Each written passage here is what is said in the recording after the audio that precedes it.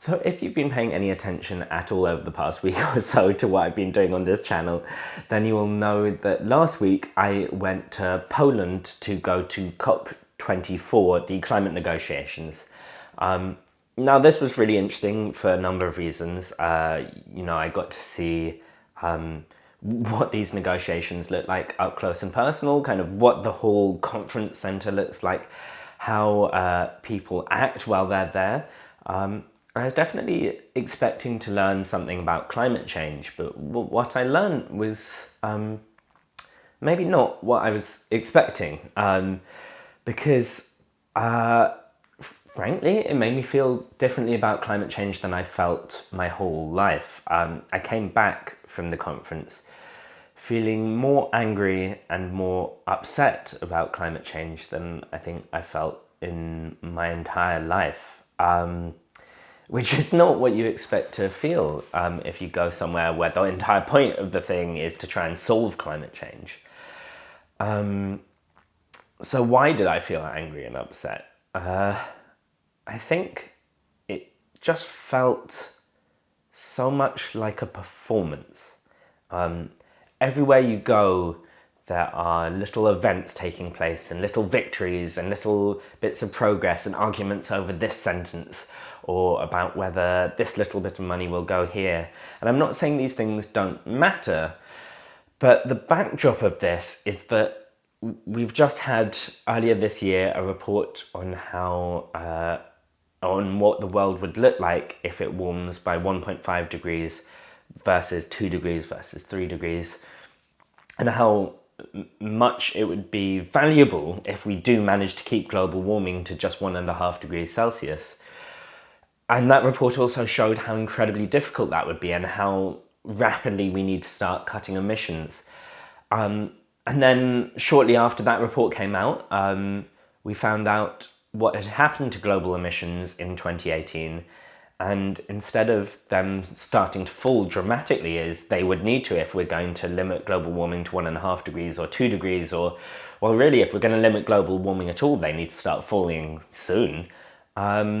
Instead of that, global emissions have gone up. They've gone up by nearly 3%, which is, that's the kind of change in global emissions you'd expect if we didn't even know climate change was a thing. But we do know climate change is a thing, and we know that we need global emissions to fall to zero as quickly as possible. So all these things were in the back of my head when I went to Katowice in Poland to COP24. And I sort of expected them to be in the back of everyone's head as well. Just this complete discrepancy between where global action is and where it needs to be. And then you look at the discussions and it just feels like moving deck chairs around on the Titanic. And that's a really limited analogy. Not only because of its reference to icebergs, but it just made me really angry and upset and frustrated. The politicians and the negotiators and all the speeches had all the kind of authority that you'd want them to have, but very few of them were addressing the elephant in the room, which is we are headed in the wrong direction. And I don't know why I was expecting anything different, if I'm perfectly honest. I know that that's not the way negotiations work, that they kind of gradually build on each other. And the aim of this negotiation wasn't to completely change the course. It was to put in place the rules so that the Paris climate agreement can be effectively put into action. And that is important. But the Paris agreement isn't enough. It's not nearly enough. Even if everyone sticks to the Paris Agreement and the rule book does get everyone to stick to it, we're heading towards about 3 degrees of warming. And for me, meeting someone who is from a Pacific island, whose very country and identity relies on us limiting warming to 1.5 degrees, it brought home that these are not just numbers. These are life or death for huge communities. The contrast between meeting someone in that situation and then seeing the form of the discussions brought climate change home in a way that it's never been brought home for me before, and I feel very frustrated about where the world is today in 2018.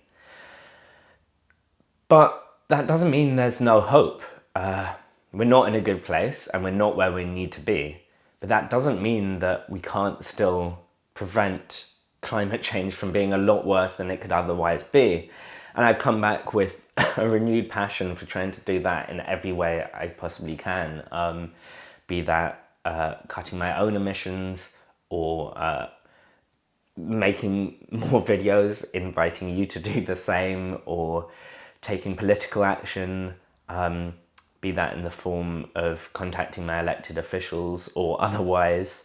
So I absolutely don't feel hopeless, but I do feel frustrated with where things are right now, and absolutely committed to doing everything I can to making a positive difference about that.